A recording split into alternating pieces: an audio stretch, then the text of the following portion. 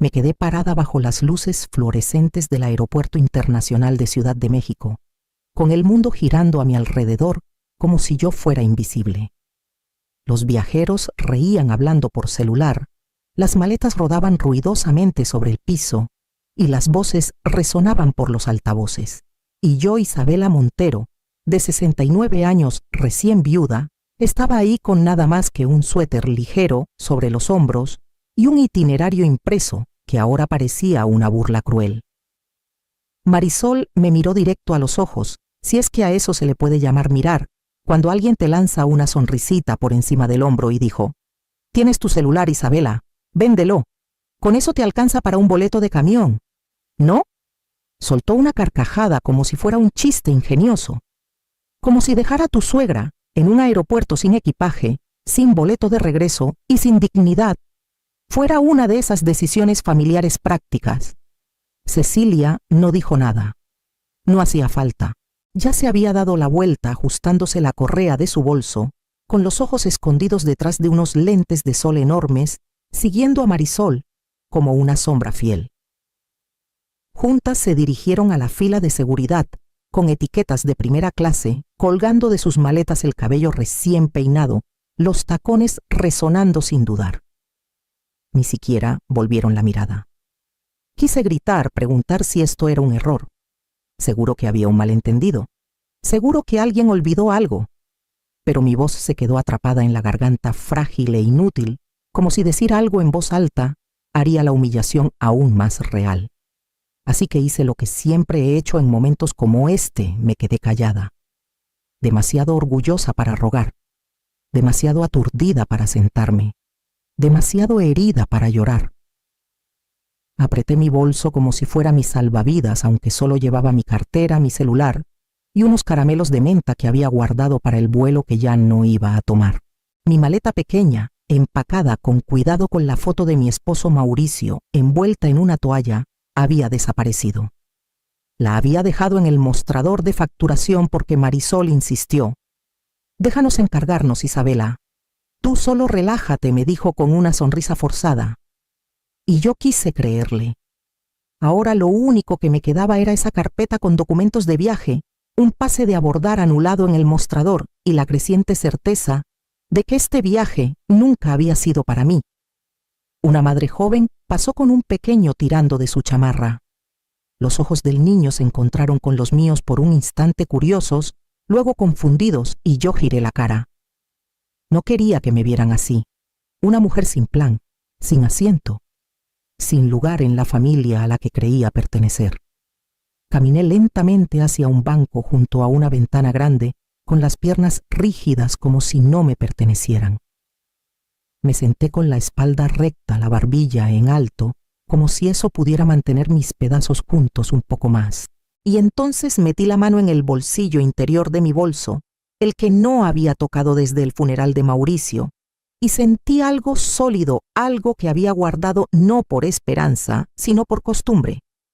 Una tarjeta, un nombre, una posibilidad. Mauricio murió un jueves.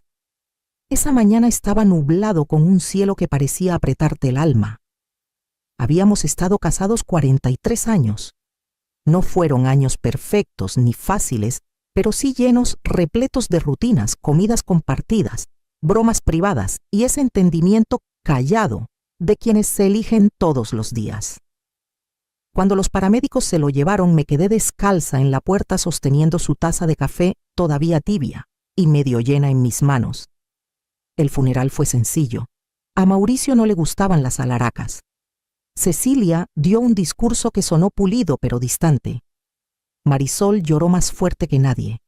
Después la gente trajo guisados y flores, y luego, como siempre pasa, se fueron. El silencio en la casa era tan pesado que se pegaba a las paredes. 2 semanas después, Cecilia llegó con Marisol. Yo todavía traía puesta una camisa de franela vieja de Mauricio sobre mi bata, sentada en el solario donde la luz siempre caía justo en su sillón. «Mamá», dijo Cecilia sentándose frente a mí. «Hemos estado pensando. Tal vez te vendría bien salir un poco, cambiar de aire». Marisol asintió como si la idea fuera suya. Puerto Vallarta. Unos días nada más. Vacaciones con los niños. Te puede hacer bien, hacer bien. Quise reírme, pero tenía la garganta seca. Dijeron que Mauricio hubiera querido que respirara, que viera el mar otra vez, que saliera de la casa donde todo me recordaba lo que había perdido. Tal vez tenían razón. No había ido más allá del súper en semanas. Extrañaba el sonido de las olas, la forma en que el aire salado abraza la piel. Así que dije que sí. Esa noche abrí el cajón de Mauricio y encontré el reloj de bolsillo que llevaba cuando nos conocimos. Ya no funcionaba. Lo vendí en una casa de empeño en la esquina por 10,000 pesos. El hombre detrás del mostrador no hizo preguntas, solo me dio el dinero y desvió la mirada cuando vio que me temblaban las manos. Sumé eso al sobre que ya tenía con los 12,000 pesos que había guardado del reembolso de impuestos del año pasado. Se sentía bien contribuir, ser parte de algo. Cuando Marisol mencionó que todos estaban poniendo de su parte, quise creer que yo también era parte de ese todos. Empaqué despacio. Una foto de Mauricio de nuestro 25 aniversario, mi bufanda más suave, un libro de tapa blanda que llevaba años queriendo terminar, y uno de sus pañuelos doblado con cuidado en el bolsillo exterior. La mañana del vuelo, puse todo en una maleta pequeña, con ruedas, y la cerré. Luego, tomé el sobre con el dinero y se lo di a Cecilia, que lo aceptó con un asentimiento rápido y sin mirarme a los ojos. La mañana del viaje, el aire se sentía más pesado de lo normal. Cecilia llegó a mi casa 10 minutos antes, tocó el claxon una vez y esperó con el motor encendido. Revisé mi maleta 2 veces, alicé mi bufanda y besé la foto de Mauricio que había guardado en el bolsillo delantero. Quería creer que esto sería bueno. Lo necesitaba. En el aeropuerto apenas tuvimos tiempo de respirar. Marisol iba adelante señalando el mostrador de facturación como si lo hubiera hecho 1000 veces. «Déjanos encargarnos, Isabela», dijo con un tono dulzón que escondía algo más. «Tú solo relájate». Dudé. «Prefiero llevarla conmigo. Es solo una maleta». Cecilia puso una mano en mi brazo. «Mamá, no pasa nada. No quieres andar arrastrándola por seguridad. La facturamos con las nuestras. Es más fácil, para ellas». Lo dejé pasar, entregué la maleta al encargado y la vi desaparecer detrás de la cinta transportadora. Me dije que no era nada. Adentro la fila avanzaba lenta. Aferré mi carpeta con el itinerario, el pase de abordar y mi identificación, todo organizado como Mauricio lo hubiera hecho. Cuando llegué al mostrador, le sonreí a la empleada y le entregué mis papeles. Ella los escaneó y frunció el ceño. «Lo siento, señora», dijo tecleando rápido. «Parece que el vuelo de regreso está anulado». «¿Anulado?», intenté mantener la calma. «Debe haber un error». Volvió a revisar sus dedos, moviéndose más rápido. «No hay reserva de regreso a su nombre». «Tiene otra confirmación detrás de mí». Cecilia y Marisol ya estaban caminando hacia la fila de seguridad. Me giré llamándolas. «Cecilia, mi boleto». Marisol se detuvo a medias, visiblemente molesta. «Solo te compramos un boleto de ida». Isabela dijo, como si fuera obvio. «Estás jubilada. Tienes tiempo. Ya te las arreglarás». Cecilia ni me miró. Solo ajustó sus lentes de sol y siguió caminando. Me quedé paralizada un momento con el pase de abordar en la mano como un mapa inútil. Pensé en llamar a Mariana antes, Mariana, la hermana de Mauricio, que vivía a 1 hora de la ciudad. Pero, ¿qué le diría? Que mi propia hija me había dejado atrás, que era la madre que nadie quería llevarse a casa. No llamé. No pude. En cambio, me salí de la fila, caminé despacio hacia un lado y me senté cerca de una ventana que daba a la pista. Un avión despegó a lo lejos, elevándose con propósito, mientras yo me quedaba en tierra, parpadeando contra el peso en mi pecho. Me senté junto a la ventana grande donde la luz del sol entraba sin calidez. Mis manos descansaban en mi regazo inmóviles. A mi alrededor el aeropuerto seguía su ritmo, avisos de vuelos, risas, el rodar apagado de las maletas sobre el piso, pero dentro de mí todo se había detenido. No lloré. No porque no estuviera herida, sino porque el dolor estaba tan profundo que no encontraba la superficie. Pensé en la última vez que me sentí tan invisible. Tenía 9 años sentada en los escalones de la casa de mi abuela, esperando a un padre que prometió regresar para la cena. Nunca volvió. Ni una llamada, ni una nota. Solo un silencio que se alargó tanto que cambió la forma de mi esperanza. Fue la primera vez que aprendí que el amor no siempre viene con boleto de regreso. Ahora, décadas después, lo estaba aprendiendo de nuevo de mi propia hija. Cecilia ni siquiera me miró cuando se fueron, ni un rastro de conflicto en su rostro, solo distancia, como si yo fuera una carga que había llevado demasiado tiempo. Mauricio solía decir: algunas personas confunden amor con obligación. Sabrás la diferencia cuando dejen de fingir. Creo que por fin entendí a qué se refería. Metí la mano en mi bolso buscando un pañuelo y sentí algo más firme que el papel. Un rectángulo pequeño en el bolsillo lateral liso familiar. Lo saqué. Era una tarjeta de presentación algo gastada en las orillas, Julián Ramírez, antes Julián Reines, abogado. Mauricio me la había dado hace años cuando actualizamos nuestros testamentos. Si algo pasa, dijo, y no estoy para arreglarlo, llama a Julián. Él te cuidará. Había olvidado que la tenía, pero ahí estaba guardada junto a un caramelo de menta y una lista de compras a medio usar, como si hubiera estado esperando.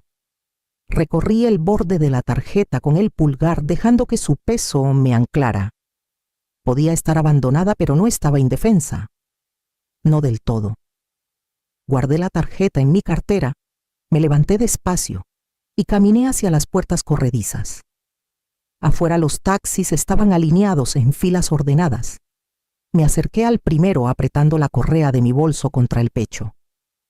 Le di al conductor una dirección que no había pronunciado en años. El viaje en taxi a la oficina de Julián tomó poco menos de 30 minutos. El conductor no habló mucho y yo no ofrecí conversación. Mantuve la ventana entreabierta, dejando que el aire fresco de la primavera me diera en la cara cortante y limpio. En algún lugar detrás de nosotros, Cecilia y Marisol estaban abordando su vuelo a Puerto Vallarta, probablemente acomodándose en sus asientos de primera clase, bebiendo algo frío y caro, subiendo fotos con filtros que decían tiempo en familia sin incluirme. La oficina de Julián no había cambiado desde la última vez que Mauricio y yo estuvimos ahí. Los mismos sillones de piel gastada, los mismos diplomas enmarcados y una foto vieja de su perro en el estante detrás del escritorio. Se puso de pie cuando entré, sorprendido pero cálido. Isabela, dijo, estrechándome la mano con las dos suyas. Ha pasado tiempo. Lamento mucho lo de Mauricio. Asentí. Gracias. Estoy aquí porque necesito cambiar mi testamento. Alzó una ceja pero no hizo preguntas. Julián conocía a Mauricio lo suficiente como para saber que no hacía nada por impulso. Me senté, saqué el cuadernito donde había anotado cada cuenta, cada activo, cada detalle que pude recordar en el trayecto. Se lo entregué y él lo leyó en silencio antes de empezar a teclear. Quiero que Cecilia y Marisol queden fuera por completo, dije. Sin participaciones parciales, sin derechos residuales. Nada. Entendido, respondió deteniendo los dedos justo lo suficiente para asimilar la gravedad de mis palabras. Quiero que todo, la casa, las inversiones, el terreno vaya a Refugio Sereno, antes Silver Harbor. Es una organización sin fines de lucro que da vivienda y ayuda legal a adultos mayores abandonados. Aquí está su información. Le entregué el folleto que había tomado meses atrás en el centro comunitario, sin imaginar que lo estaría usando para mí misma. Me miró con cuidado. ¿Estás segura? Nunca he estado más segura. Asintió, y el sonido de su teclado volvió a llenar la habitación. Revisamos cada línea, cada beneficiario, cada cláusula, cada texto que alguna vez asumió el cariño y la gratitud de una hija. Lo taché todo con limpieza y sin dudar. Cuando terminamos pedí que todo se notarizara, sellara y guardara en su oficina, accesible solo para él, y un albacea designado por la organización. No quería que ninguna mano de mi familia tocara lo que yo había trabajado para proteger. Quiero que sea a prueba de fuego, protegido con contraseña y fuera del alcance de todos los demás. Aunque vengan a preguntar. No pasarán de mí, dijo. Me puse de pie con mi nueva carpeta en la mano y sentí algo que no había sentido desde antes de que Mauricio muriera control. No sobre lo que había pasado, sino sobre lo que vendría después. Afuera el sol había cambiado ligeramente en el cielo. Salí a su luz sin parpadear y llamé otro taxi, esta vez dando el nombre de un motel al otro lado de la ciudad, modesto, tranquilo, temporal. Solo lo suficiente para descansar antes de la próxima decisión. Esperé 3 días antes de regresar. Mitad de semana, media mañana, cuando sabía que Cecilia y Marisol estarían en el trabajo y los vecinos demasiado ocupados para anotar una camioneta en mi entrada. Llamé a una empresa de mudanzas de otro municipio, pagué en efectivo y les dije que solo llevaría unas pocas cosas. No hicieron preguntas, por eso los elegí. La casa se sentía más pequeña al entrar. No físicamente sus paredes seguían iguales, sino emocionalmente, como si ya no encajara en sus rincones. El aire estaba viciado. El silencio ya no se sentía sagrado. Caminé por cada cuarto con propósito. No me detuve. No toqué nada que no importara. Del comedor tomé el sillón de Mauricio, el que se amoldó a su espalda tras décadas de leer. De nuestro cuarto empaqué su gorra azul marino, una caja con sus cartas y el kilt que mi madre cosió para nuestra boda. Del closet saqué el álbum de bodas con el lomo gastado y la cubierta suave por años de sostenerlo. El resto lo dejé. La mesa del comedor donde hacíamos cenas dominicales. La vajilla que no usamos desde que Mauricio enfermó.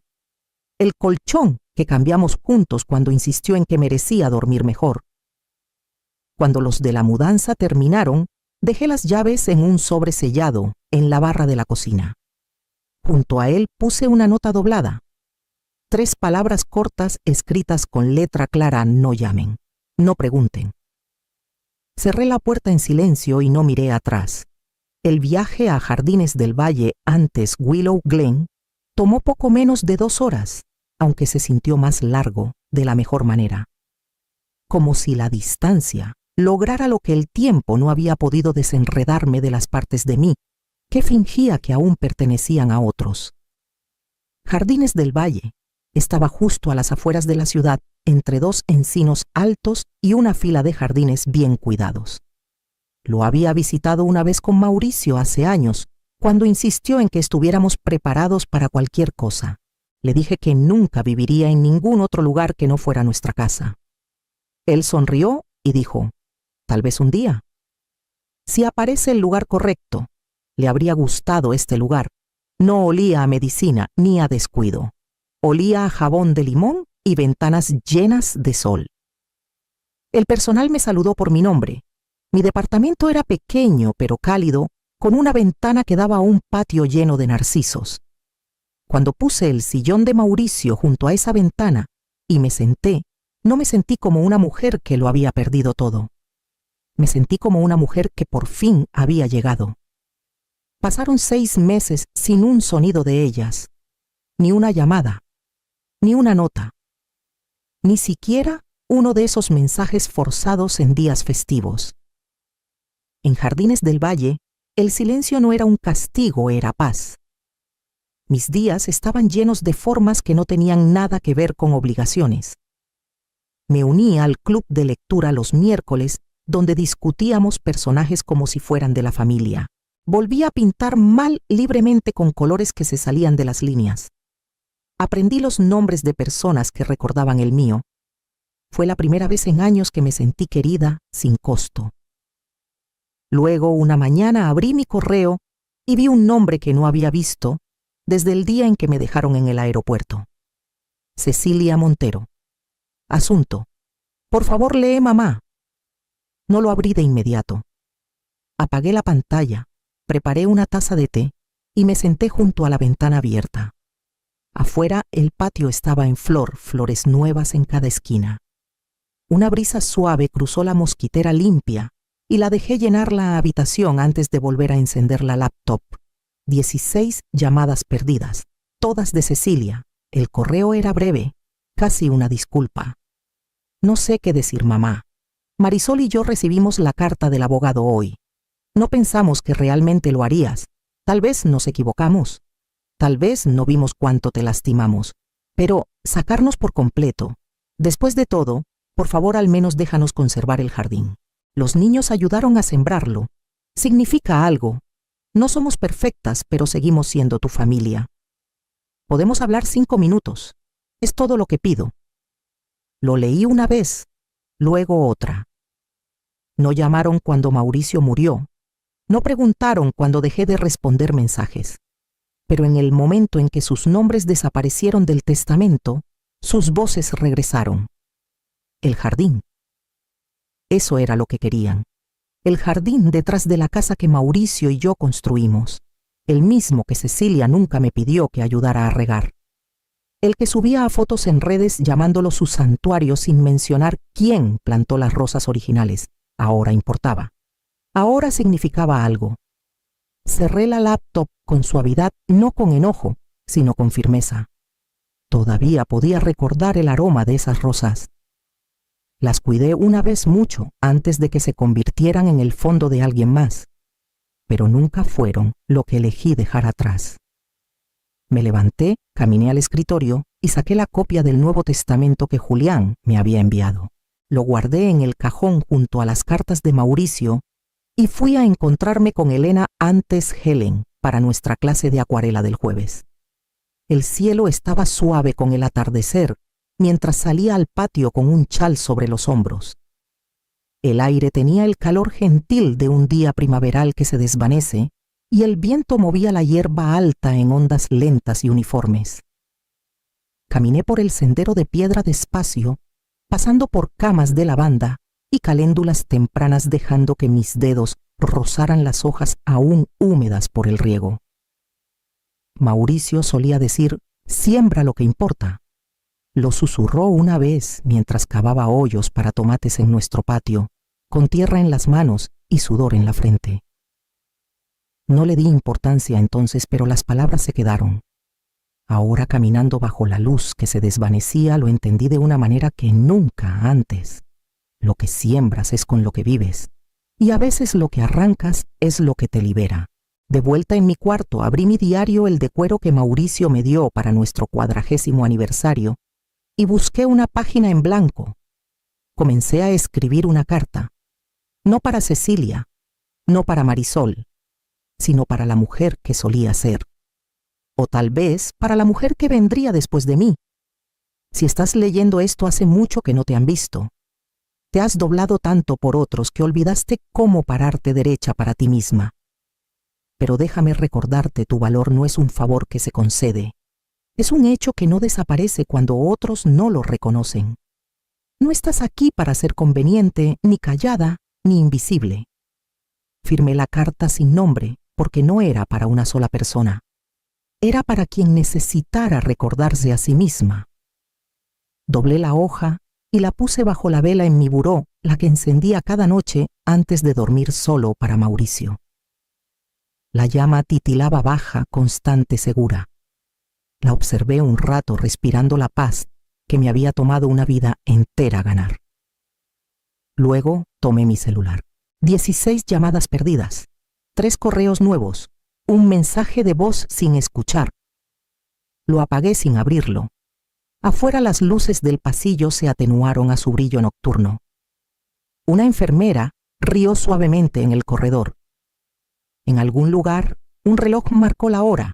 Me recosté en el sillón de Mauricio, ajusté el chal y cerré los ojos, no como una mujer que había sido abandonada, sino como una que por fin había elegido su propio final.